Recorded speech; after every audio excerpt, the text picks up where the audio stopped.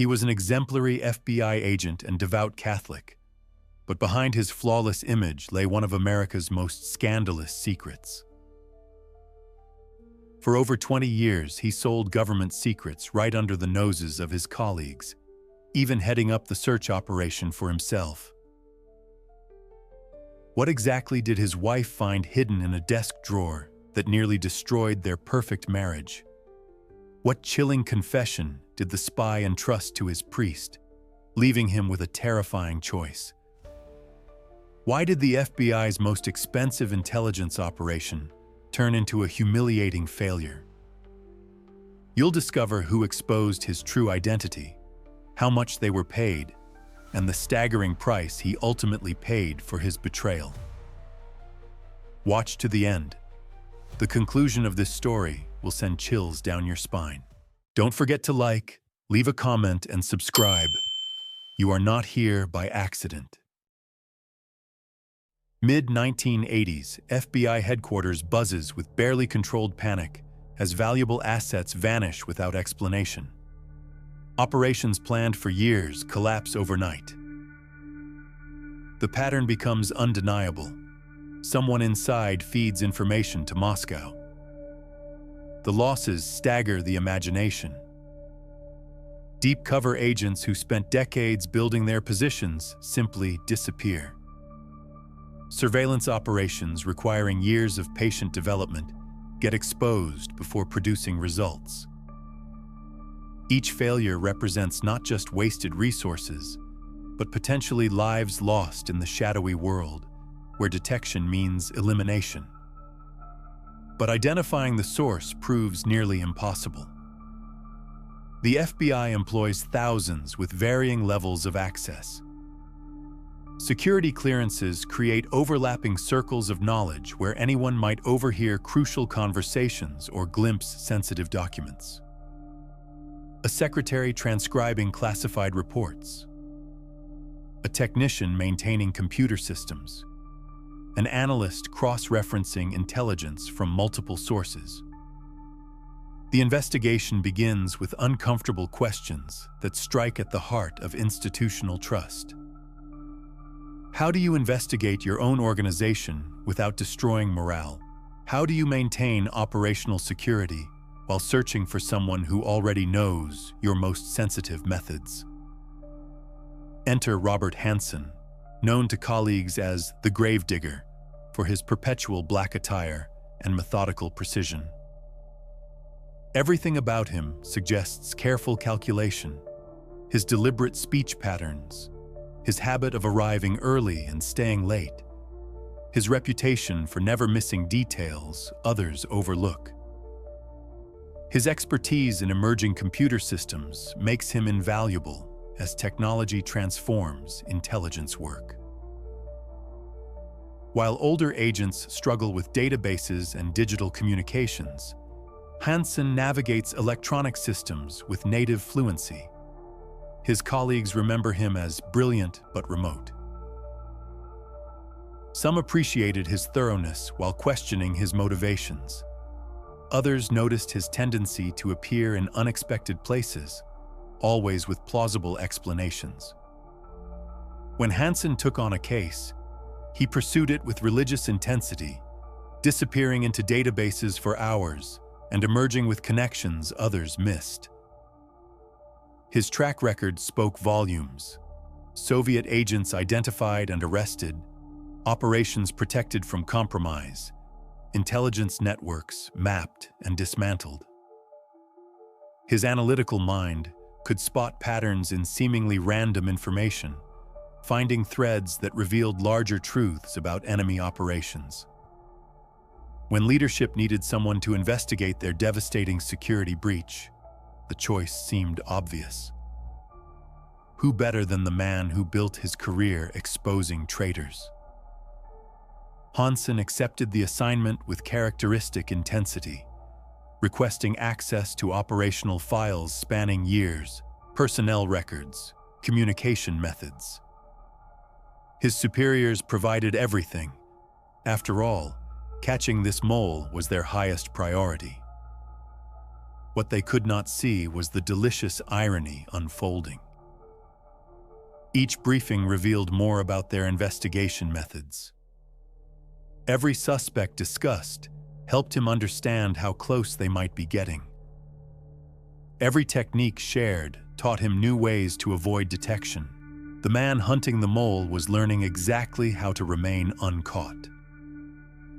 Robert Hanson's story begins in ordinary circumstances concealing extraordinary tensions. Born 1944 in Chicago, raised by a police officer father who believed discipline meant breaking spirits before rebuilding them. The household operated on strict hierarchies and harsh criticism, constantly reinforcing young Robert's sense of inadequacy.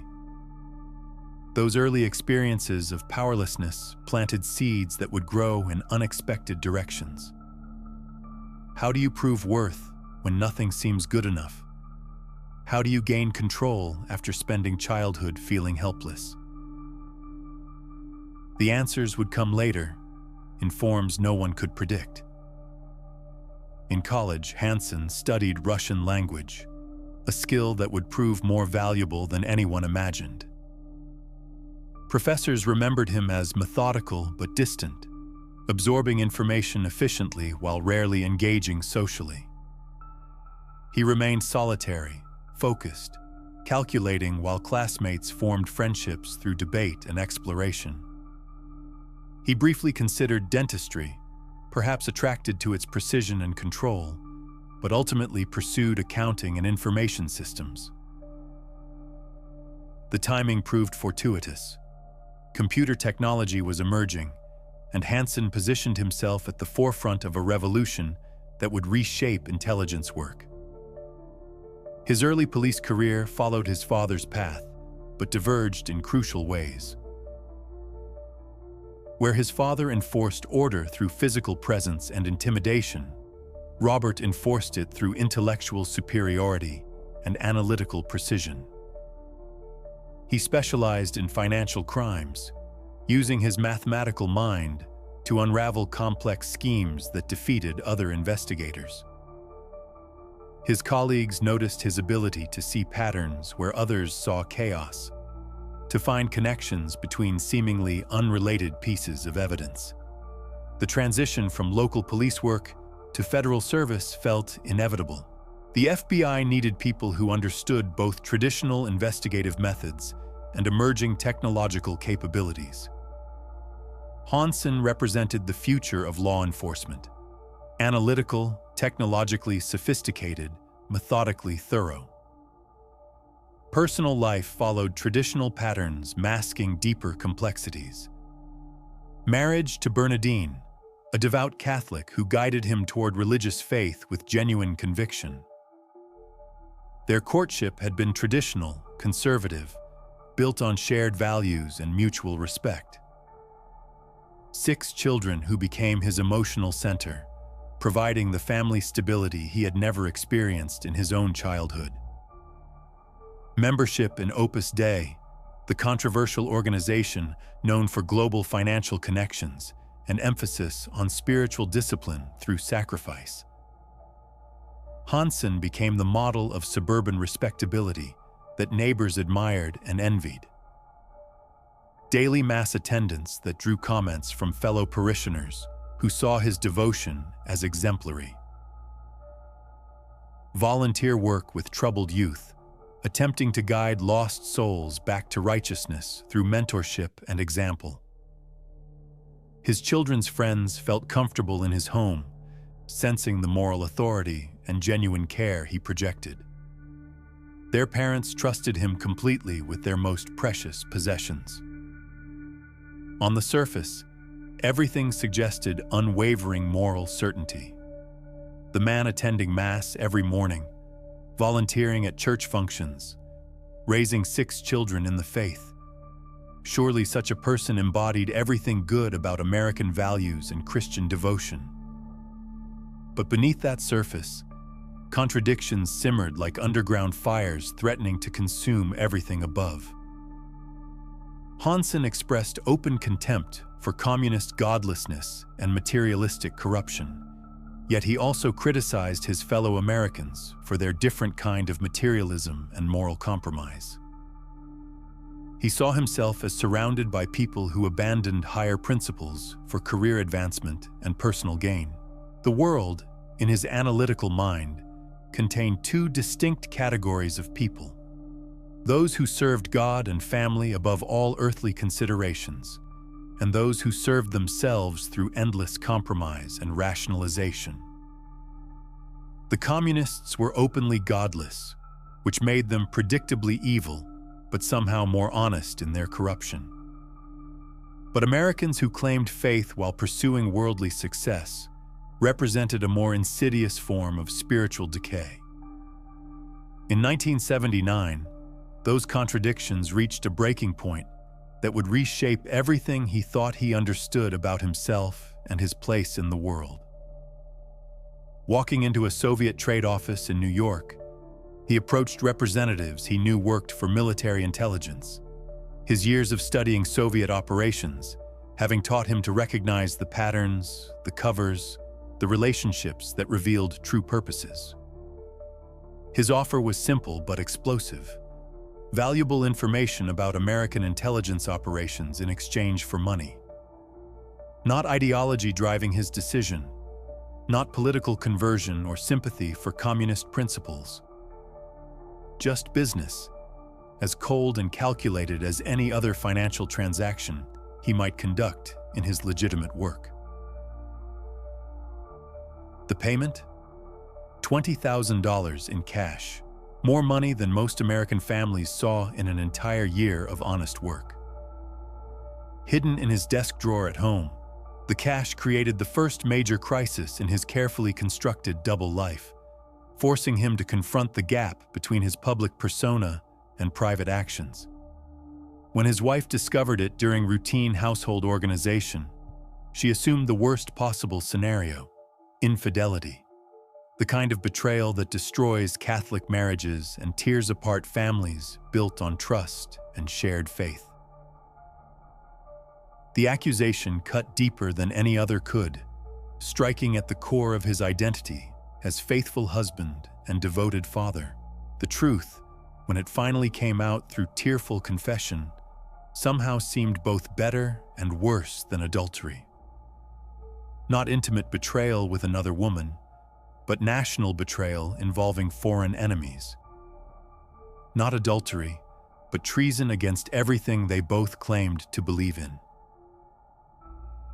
A priest heard Hansen's confession, bound by sacred laws to keep secret what he learned within the sanctity of the confessional. The money could be forgiven through divine mercy, but only if donated to the church, transforming sinful profit into holy service. The solution appeared to resolve the immediate moral dilemma while establishing a dangerous precedent that would haunt future decisions. If betraying your country could be justified through religious donation, what other moral compromises might find similar theological justification? The line between serving God and serving self began to blur in ways that would prove impossible to untangle. By the early 1980s, Hansen had established himself as a rising star in FBI counterintelligence, but his professional ascension masked increasingly dangerous games that threatened the very foundations of American national security. His transfer to Washington headquarters opened new possibilities for both legitimate career advancement and increasingly sophisticated secret activities that would dwarf his earlier amateur efforts. The timing coincided with one of the most ambitious intelligence operations in American history. Deep beneath Washington streets, construction crews worked around the clock on a project so secret that even its existence was compartmentalized among the highest levels of government. The target? The new Soviet embassy and the diplomatic communications that flowed through it like blood through vital arteries. The tunnel represented everything America believed about its technological superiority over Soviet systems and bureaucratic efficiency. Engineers solved seemingly impossible problems, excavating hundreds of tons of earth without detection by embassy security, preventing water infiltration in notoriously unstable Washington soil, installing surveillance equipment sensitive enough to capture conversations through multiple layers of concrete and steel reinforcement.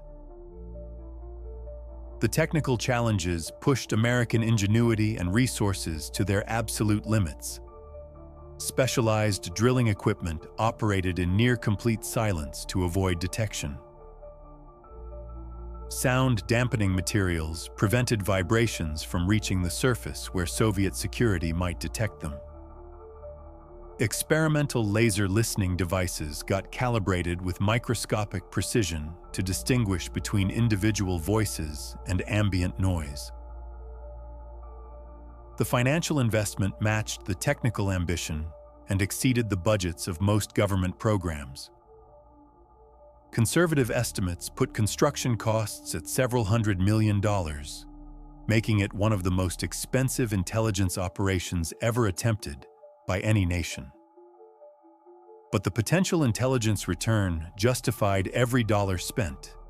Complete access to Soviet diplomatic communications in the heart of American political power.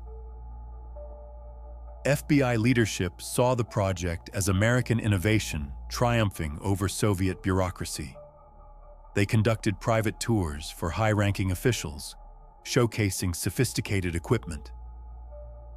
But Hansen knew about the project from its earliest planning stages. His counterintelligence access meant understanding not just the tunnel's existence, but its capabilities, vulnerabilities, operational procedures. In 1985, he contacted Soviet intelligence again, but everything had changed. The amateur hiding money in desk drawers had evolved into a professional understanding operational security. He adopted the identity Ramon Garcia and established a system of dead drops and coded signals, sustaining their relationship for decades. His first major gift to Moscow devastated American intelligence operations. 3 Soviet officers working for the CIA suddenly vanished from their positions. Their names came directly from Hansen's files. Perhaps more valuable was information about the tunnel project. Soviet diplomats, now aware of monitoring, began feeding deliberate disinformation through channels they knew were compromised.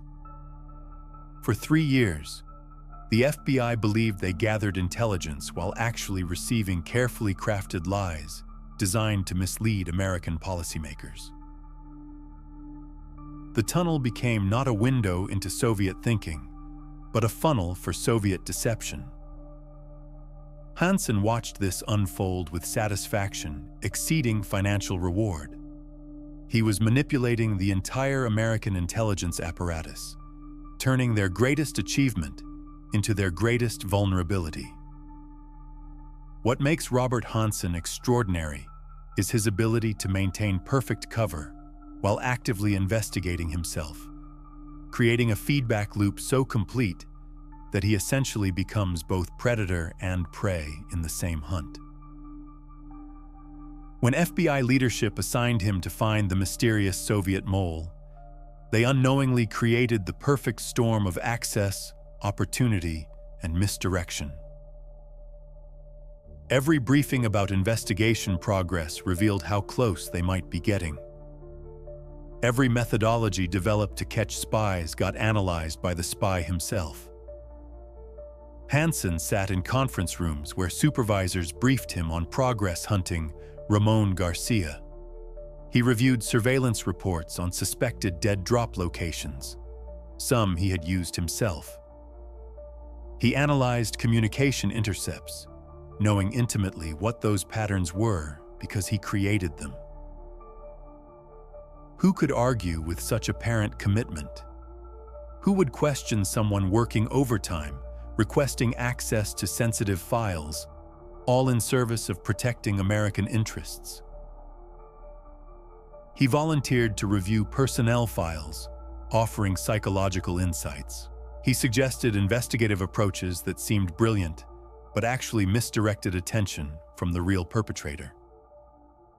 Meanwhile, his personal life continued projecting absolute normality, serving as perfect camouflage.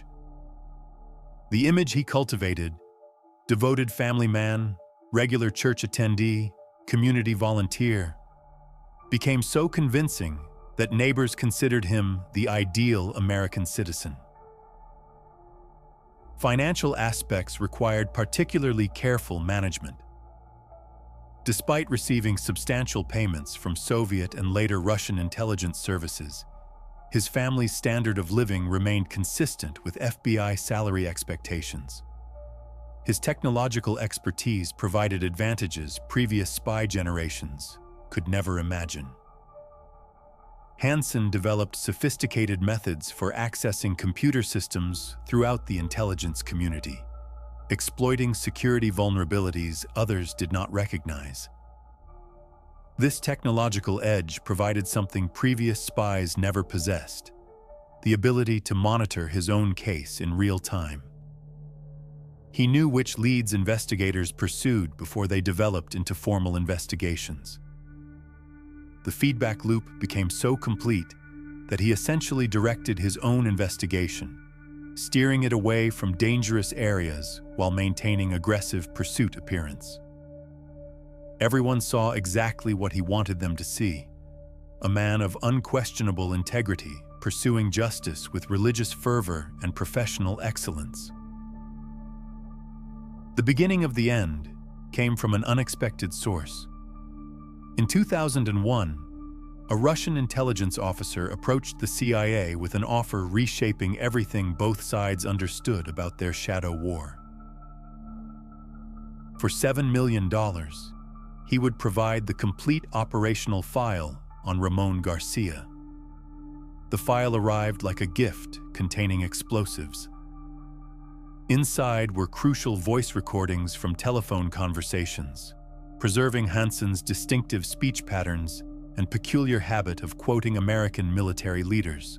Even more damning was physical evidence: a black plastic bag from one of his dead drops, carefully preserved in Russian archives. The bag carried fingerprints matchable against FBI personnel records. FBI leadership faced a delicate challenge. Knowing identity and proving it in court required entirely different approaches. The solution involved young agent Eric O'Neill, whose assignment became one of the most dangerous in FBI history.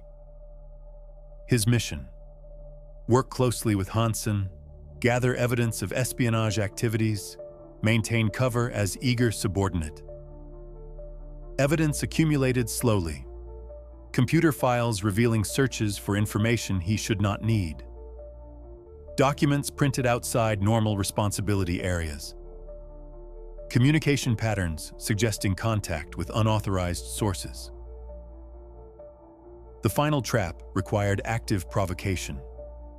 FBI agents, posing as Russian intelligence officers, contacted Hansen requesting another intelligence exchange. Hansen could not resist one final exchange. Perhaps financial pressure from children's college expenses. Perhaps addictive thrill of the secret life maintained so long. Perhaps simple arrogance. He agreed to meet at Foxstone Park in Virginia, a location used successfully before. On February 20th, 2001, Robert Hansen drove to the park through a Virginia winter evening. He approached the wooden bridge with methodical caution, protecting him for decades. He knelt beside the bridge support, placed the black plastic bag in its familiar hiding spot, and straightened up. For a moment, he stood in snowy silence, perhaps feeling satisfaction of another successful exchange. Then the trap sprang shut. Dozens of FBI agents emerged from concealment points throughout the park. 22 years after first contact with Soviet intelligence, the most successful spy in American history became a prisoner. Facing potential capital punishment under federal espionage laws, Hansen negotiated a plea agreement revealing the full scope of his betrayal. In exchange for life imprisonment without possibility of parole, he provided complete details of espionage activities spanning over 2 decades. The damage assessment proved staggering.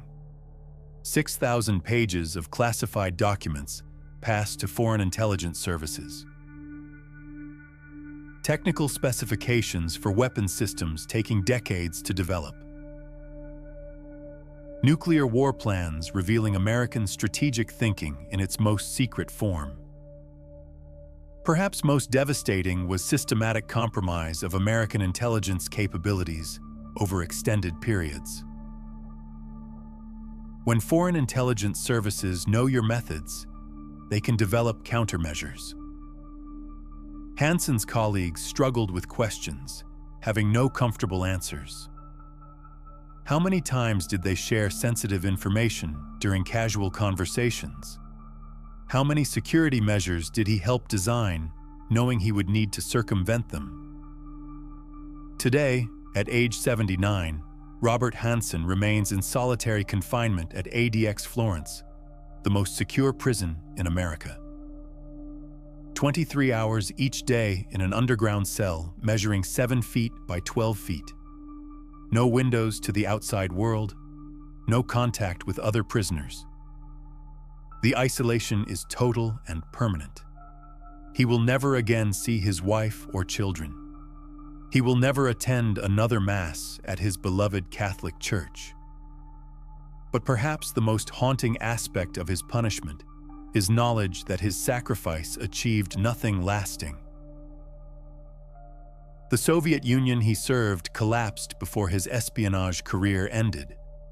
The secrets he sold have lost much of their value as technology and strategy evolve. The question haunting intelligence professionals worldwide remains unanswered. How do you prevent the next Robert Hansen? How do you guard against betrayal from those entrusted to guard the guards themselves? The ghost in the machine has been captured and caged, but the machine itself remains vulnerable to other ghosts, other betrayals, other perfect spies who might be walking among us even now, planning their next act of betrayal in parks where winter snow muffles the sound of treasonous footsteps.